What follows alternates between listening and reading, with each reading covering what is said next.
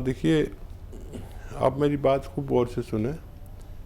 कितना भी वो मना करें, 5 बार उनको गर्म पानी पिलाइए।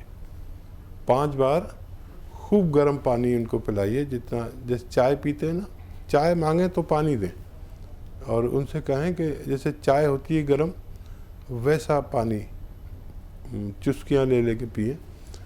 ये बहुत फ़ायदेमंद है उनके लिए। और एक दवा आती है माजून आर केयर, 5-7 महीने लगातार खिलाएं। सुबह निहार मुँह यानी खाली पेट, और रात को सोते समय। और खट्टी चीज़ों के शौकीन हैं तो बिल्कुल अंकुश लगा दीजिए उनको 5-7 महीने के लिए, फिर चाहे कितनी खिलाना।